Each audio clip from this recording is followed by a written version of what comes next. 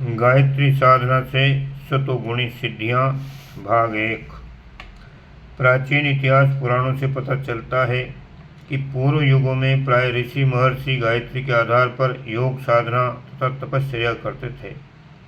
वशिष्ठ, याज्ञवल्क्य, अत्रि, विश्वामित्र, व्यास, सुखदेव, दधीचि, वाल्मीकि, च्यवन, शंख, लोमस, जाबाली, उद्दालक, वैशंपायन, दुर्वासा, परशुराम, पुलस्त्य, दत्तात्रेय, अगस्त्य, सनत कुमार, कण्व, शौनक आदि ऋषियों के जीवन वृत्तांतों से स्पष्ट है कि उनकी महान सफलताओं का मूल हेतु गायत्री थी।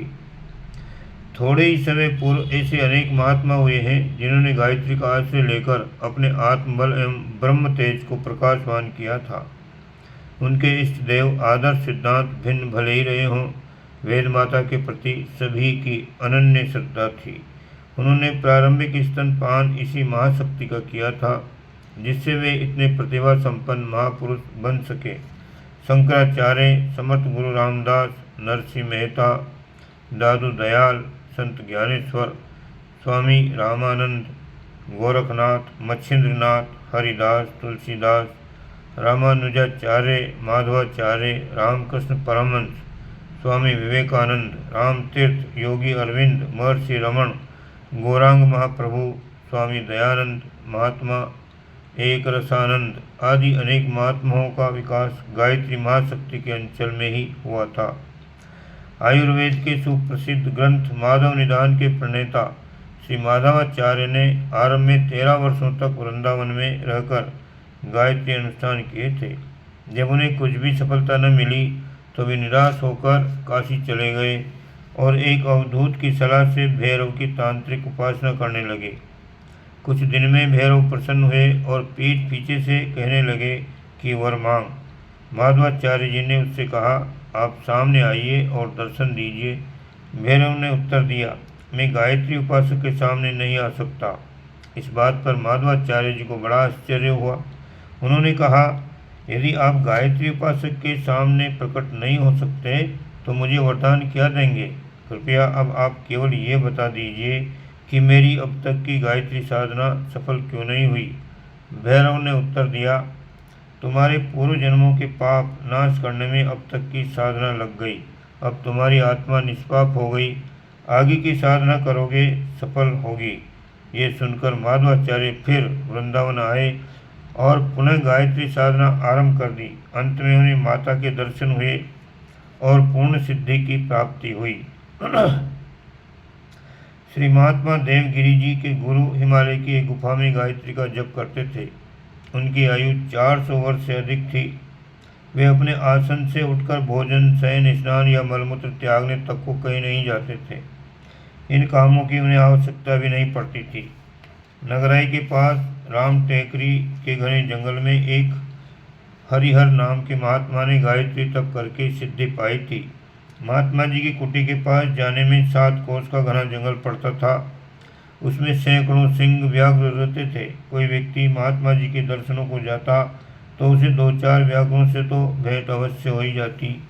हरिहर बाबा के दर्शन को जा रहे हैं, इतना कह देने मात्र से हिंसक पशु रास्ता छोड़कर चले जाते थे।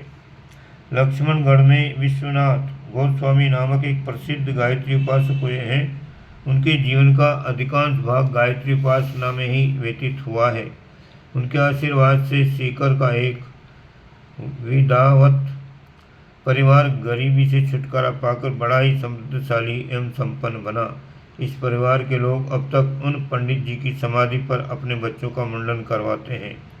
जयपुर रियासत के जैन नामक गांव में पंडित हर राय नामक नैष्ठिक गायत्री उपासक रहते थे।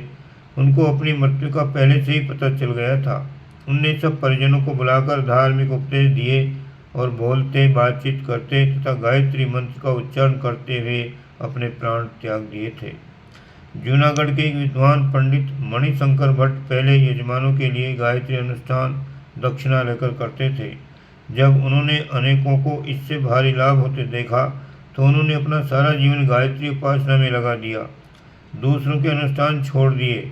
उनका शेष जीवन बहुत ही शांति से बीता। जयपुर के बूढ़ा देवल ग्राम में विष्णुदास जी का जन्म हुआ था। वे आजीवन ब्रह्मचारी रहे। उन्होंने पुष्कर में एक कुटी बनाकर गायत्री की घोर तपस्या की थी। फलस्वरूप उन्हें अनेक सिद्धियां प्राप्त हो गई थी। बड़े बड़े राजा उनकी कुटी की धूल मस्तक पर रख लेते थे। जयपुर और जोधपुर के महाराजा अनेक बार उनकी कुटी पर उपस्थित हुए। महाराणा उदयपुर तो अत्यंत आग्रह करके उन्हें अपनी राजधानी में ले गए और उनके पुरुषन की शाही तैयारी के साथ अपने यहाँ पूर्णाहुति कराई। ब्रह्मचारी जी के संबंध में अनेक चमत्कारी कथाएं प्रसिद्ध हैं। खातौली से 7 मील दूर धोकलेश्वर में मग्नानंद नामक एक गायत्री सिद्ध महापुरुष रहते थे। उनके आशीर्वाद से खातौली के ठिकानेदार को उनकी छीनी हुई जागीर पॉलिटिकल एजेंट ने वापस की थी। रतनगढ़ के पंडित भूधर्मल नामक एक विद्वान ब्राह्मण गायत्री के अनन्य उपासक हो गए हैं। वे संवत 1966 में काशी आ गए थे और अंत तक वहीं रहे। अपनी मृत्यु की पूर्व जानकारी होने से उनने विशाल धार्मिक आयोजन किया था और साधना करते हुए आषाढ़ सुदी पंचमी को अपना शरीर त्याग दिया था। उनका आशीर्वाद पाने वाले बहुत से सामान्य मनुष्य आज भी लखपति बने हुए हैं। अलवर राज्य के अंतर्गत एक ग्राम के सामान्य परिवार में पैदा हुए एक सज्जन को किसी कारणवश वैराग्य हो गया। वे मथुरा आए और एक टीले पर रहकर साधना करने लगे। 1 करोड़ गायत्री जप किया।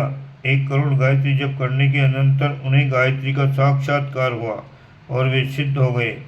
वह स्थान गायत्री टीले के नाम से प्रसिद्ध है। वहाँ एक छोटा सा मंदिर है जिसमें गायत्री की सुंदर मूर्ति स्थापित है। उनका नाम बूटी सिद्ध था। सादा मौन रहते थे। उनके आशीर्वाद से अनेकों का कल्याण हुआ। धौलपुर अलवर के राजा उनके प्रति बड़ी श्रद्धा रखते थे। आर्य समाज के संस्थापक श्री स्वामी दयानंद जी के गुरु प्रज्ञाचक्षु स्वामी विरजानंद सरस्वती ने बड़ी तपश्चर्या पूर्व गंगा तीर पर रहकर 3 वर्ष तक जप किया था। इस अंधे सन्यासी ने अपने तपोबल से अगाध विद्या और अलौकिक ब्रह्म तेज की प्राप्ति की थी। मानदाता ओंकारेश्वर मंदिर के पीछे गुफा में एक महात्मा गायत्री जप करते थे। मनुष्य के समय मृत्यु के समय उनके परिवार के व्यक्ति उपस्थित थे। परिवार के एक बालक ने प्रार्थना की कि मेरी बुद्धि मंद है, मुझे विद्या नहीं आती, कुछ आशीर्वाद दे जाइए, इससे मेरा दोष दूर हो जाए। महात्मा जी ने बालक को समीप बुलाकर उसकी जीभ पर कमंडल से थोड़ा सा जल डाला और आशीर्वाद दिया कि तू पूर्ण विद्वान हो जाएगा। आगे चलकर ये बालक असाधारण प्रतिभाशाली विद्वान हुआ और इंदौर में ओंकार जोशी के नाम से प्रसिद्धि पाई। इंदौर नरेश उनसे इतने प्रभावित थे कि सवेरे घूमने जाते समय उनके घर से उन्हें साथ ले जाते थे। चंदेल क्षेत्र निवासी गुप्त योगेश्वर जी श्री उद्दड़जी जोशी एक सिद्ध पुरुष हो गए हैं। गायत्री उपासक के फलस्वरूप उनकी कुंडलिनी जागृत हुई और वे परम सिद्ध बन गए। उनकी कृपा से कई मनुष्यों के प्राण बचे थे, कई को धन प्राप्त हुआ था, कई आपत्तियों से छूटे थे। उनकी भविष्यवाणियाँ सदा सत्य होती थीं। एक व्यक्ति ने उनकी परीक्षा करने तथा उपवास करके उनका दुस्साहस किया था तो वो कोढ़ी हो गया था। बड़ौदा के मंजूसार निवासी श्री मुकुटराम जी महाराज गायत्री उपासना में परम सिद्धि प्राप्त कर गए हैं।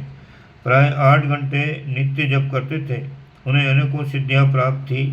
दूर देशों के समाचार वे ऐसे सच्चे बताते मानो सब हाल आंखों से देख रहे हों। पीछे परीक्षा करने पर वे समाचार 16 आने सच निकलते थे। उन्होंने गुजराती की 1-2 कक्षा तक पढ़ने की स्कूली कक्षा पास की थी, तो भी वे संसार की सभी भाषाओं को भली प्रकार बोल और समझ लेते थे। विदेशी लोग उनके पास आकर अपनी भाषा में घंटों तक वार्तालाप करते थे। योग, ज्योतिष, वैद्य, तंत्र तथा धर्मशास्त्र का उन्हें पूरा ज्ञान था। बड़े बड़े पंडित उनसे अपनी गुत्थियाँ सुलझाने आते थे। उन्होंने कितनी ही ऐसी करामातें दिखाई थी जिनके कारण लोगों की उन पर अटूट श्रद्धा हो गई थी। ओम शांति।